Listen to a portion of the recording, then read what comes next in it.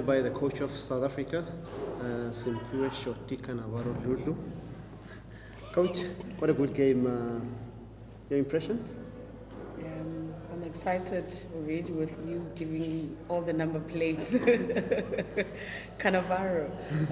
It actually takes me back to say today I've probably hit a milestone because my first cap in senior national team in 2006, I played against Mozambique and we won 3-0. And today I get to sit on the bench and play against Mozambique as a coach, and we get to draw against them. So probably the next encounter in years to come, God willing, I'll have an opportunity to play against them and beat them that time. But I think the biggest winner for me today is that we were able to play against the wind, with the wind, against a very organized opposition like Mozambique. They're a team that is very tactical, and they're similar to how we play as well. In that midfield, it was a battlefield where they were pressing each other, and the one that made the minimal mistakes is the one that got to score the goals early. And that's how I think Mozambique got to score their first goal.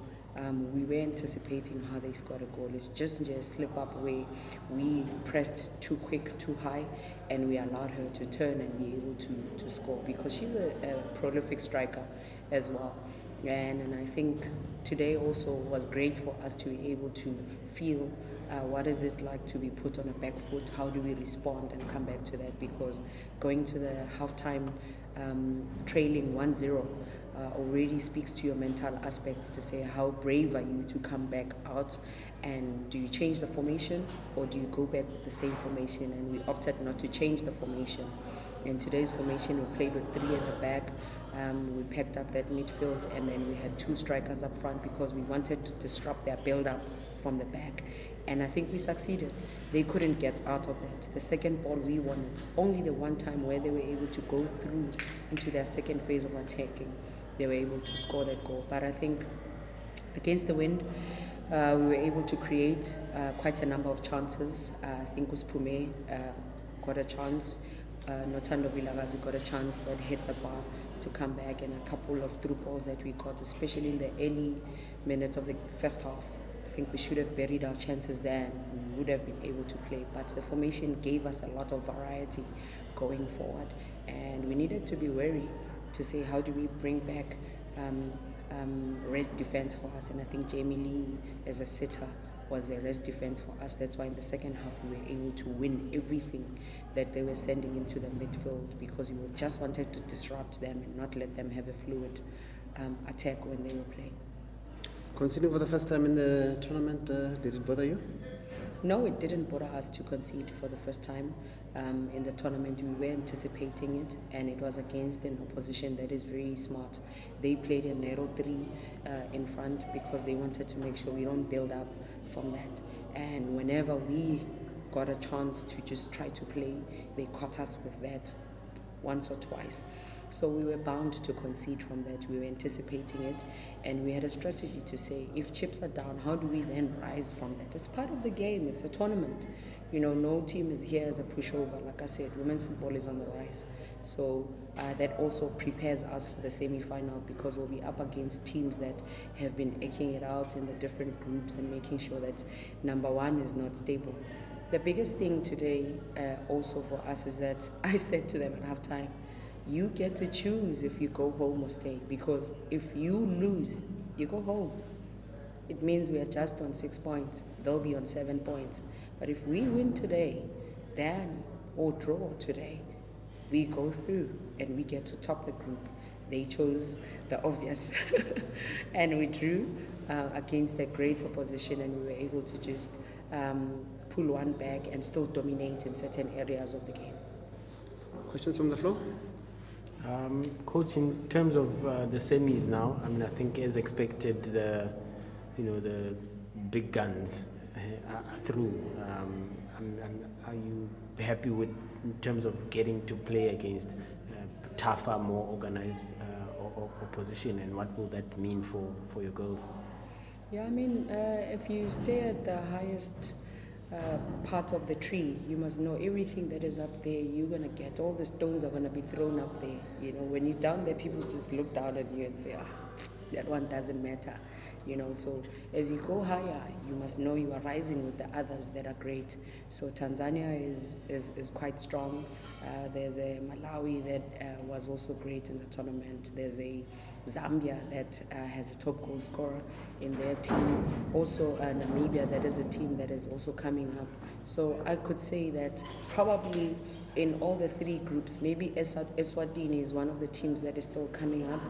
Mauritius in our group also is one of those teams that were coming up.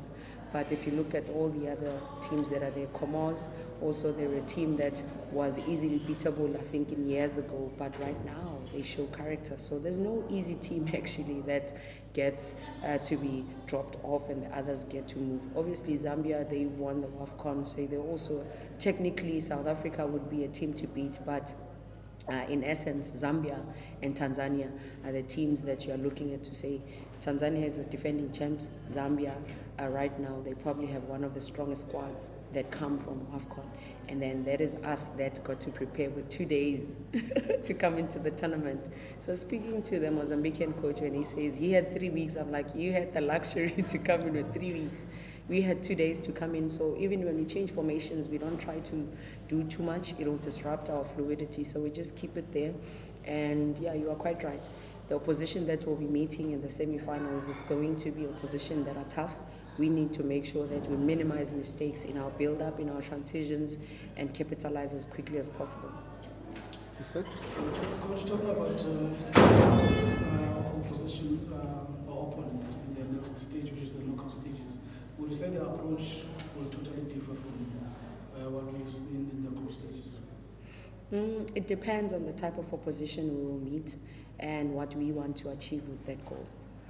We want to have a medal. That's the first thing. The color of medal, it will be determined as soon as, I think match day -1 will determine what color are we chasing of the medal. But we definitely want to make sure that we get a medal, because last year we couldn't medal, we came fourth. And so it'll be key for us to understand the type of opposition we're going to play, where we are going to play. If we are going to Nelson Mandela Bay, it's a bigger stadium, the field is bigger, where do we want to occupy, how do we want to occupy the pitch, the type of opposition we'll be up against.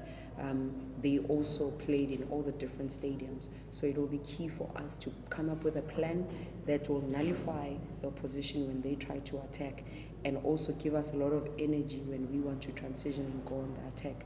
So it's not easy to give a definite answer to say we'll change a plan and go exactly like this, because tactics and style of play and your systems of play, how you go with them, something you establish over a period of years, where you know exactly who goes where, when, how.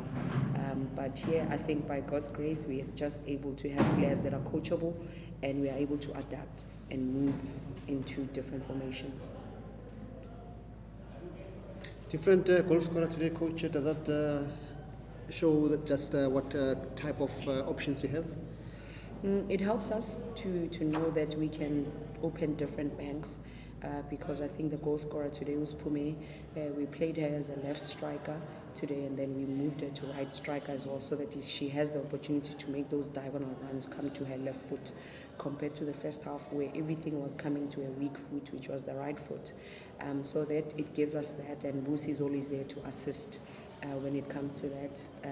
We only got just minimal minutes to bring in our top scorer, which is Sam, but it's good for us to look at the bench and know we still have strength coming from the bench into the lineup. It should be like that. We don't want a team that anybody can just plan upon and say, only if you close this player and that player, they have nowhere to go. We've got midfielders that have the ability to get onto the ball as well, so we try. Yes, sir. Yes, I will ask you the same question I asked you, Kant, about the standard of COSAFA so far for you. What is your assessment? The standard of COSAFA is high, to be honest with you. Already having Zambia and South Africa qualify for the World Cup in such a short space of time, back to back. I mean, the same COSAFA was the one that prepared Zambia to qualify for the Olympics. It's the same COSAFA that helped us to be able to go to AFCON and play and qualify. The same COSAFA is unearthing teams like Mozambique, Namibia, Eswatini today. They played Zambia. They only lost by 2 goals. That tells you, in the tournament, you progress and you become better.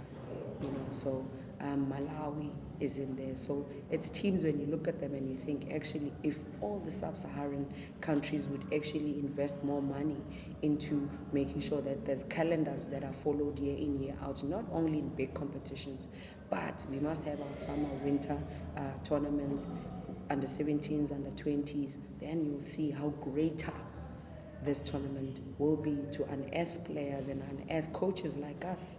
I think I'm probably the youngest coach in the tournament right now, and it's not just players that this tournament is unearthing and giving an opportunity to express and show character and talent that is out there. There's team managers, there's students that are getting this opportunity to be at COSAFA. There's young players that are coming in here. There's a lot of us that are coming into this tournament, and we are learning, we're becoming better and better. So this is a brilliant platform. Well, thank you very much, Coach, Thank and all the best in the next match.